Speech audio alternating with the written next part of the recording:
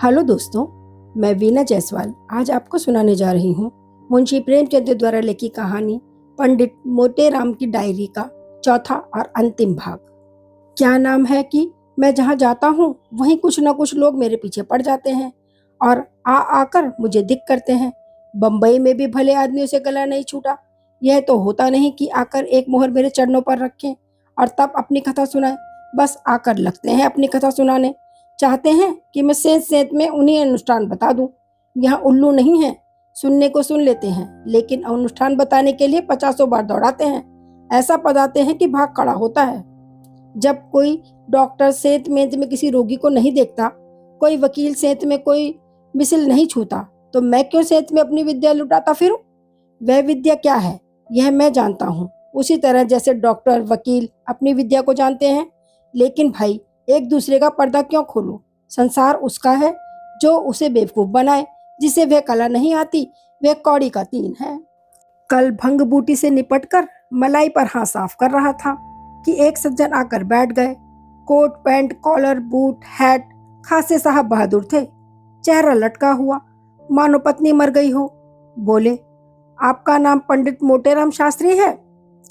मैंने कहा, हाँ मेरा ही नाम है। कहिए, आपकी क्या सेवा करूं? साहब बहादुर ने जेब से रुमाल निकाला और सिर का पसीना पोंछते हुए कहा, मैं बड़े संकट में पड़ गया हूं महाशय। कुछ अक्ल काम नहीं करती। अब आप ही बेड़ा पार लगाइए। तो लगे। मेरे हृदय में गुदगुदी हुई। यह तो कोई शिकार मालूम होता है। बोला, भगवान की दया से सारी बाधाएं दूर हो जाएंगी, कुछ चिंता मत कीजिए। क्या कहूँ महोदय, कहते संकोच हो रहा है। संकोच की कोई बात नहीं, संतान तो मेरी मुट्ठी में है। कहिए तो बालकों से आपका दल भर दूं। बस एक अनुष्ठान। जी नहीं, बालकों से मुझे प्रेम नहीं, मैं संतान विरोधी हूँ। अच्छा, तो क्या धन की इच्छा है? धन की इच्छा किसे ना होगी, लेकिन इस वक्त मैं इस हेतु से आपकी सेवा में नहीं आया था। तो कहो ना, पौष्टिक अनुष्ठानों की भी मेरे पास कमी नहीं। चूर्ण, अवलेह, गोली, भस्म, आसव, क्वाथ, किसी चीज के सेवन करने की आवश्यकता नहीं। बस 5 बार उस मंत्र का जाप करके सोइए, फिर उसकी करामात देखिए। मैं इस समय एक दूसरे ही काम से सेवा में आया था। मुझे कुछ निराशा होने लगी। हत्थी पर चढ़ने वाला चार नहीं पड़ता। फिर भी मैंने दिलासा दिया, जो इच्छा हो वह निसंकोच कहो। उसने पूछा, आप उसमें अपना अपमान तो ना समझेंगे? अब मेरे कान खड़े हुए, उत्सुकता और बढ़ी। अपमान की बात होगी तो अवश्य अपमान समझूंगा। बात यह है कि कल संध्या समय मेरे माता पिता देश से आ रहे हैं। बहुत अच्छी बात है, तुम्हें उनका आदर सत्कार करना चाहिए, लेकिन करूं कैसे ये समझ नहीं आता। कल से उन्होंने भोजन नहीं किया।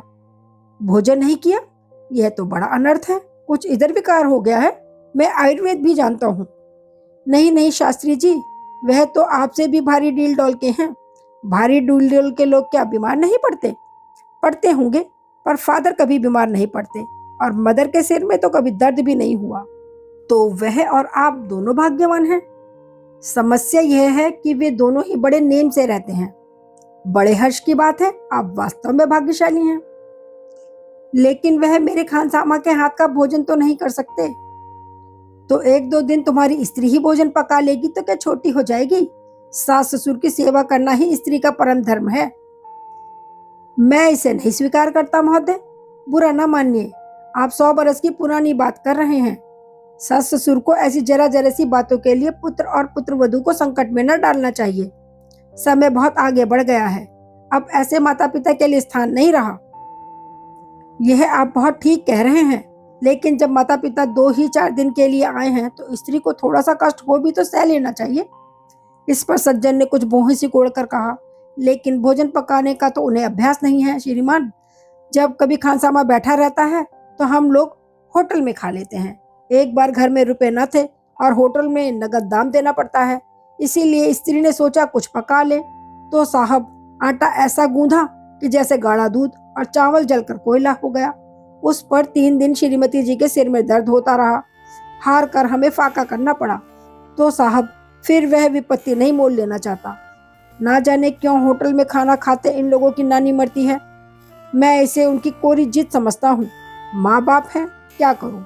क्या आप इतनी कृपा ना करेंगे कि 1-2 दिन जब तक वह लोग यहाँ रहें उनका भोजन पका दें। आपको कष्ट होगा, लेकिन आप ब्राह्मण हैं और ब्राह्मण को परोपकार के लिए अपने कष्ट की परवाह नहीं होती। मेरा खून खौल उठा, जी में आया उठा के पटक दूं, लेकिन मैंने सब्र किया। क्या कदर की है आपने ब्राह्मण की, और मजा ये कि इस मूर्ख को मुझसे ऐसी बात करते संकोच भी ना हुआ। मुझे चुप देखकर उसने कहा, क्या बुरा मान गए? मैंने कहा, नहीं, बुरा क्या मानूंगा, लेकिन आपने इस काम के लिए किसी पानी पांडे को पकड़ा होता तो मुझे आप शायद नहीं जानते। उसने कहा, मैं आपको खूब जानता हूँ, आप काशी के शास्त्री हैं। जब मैं हॉस्टल में था तो एक काशी के शास्त्री मेरे सहपाठी थे।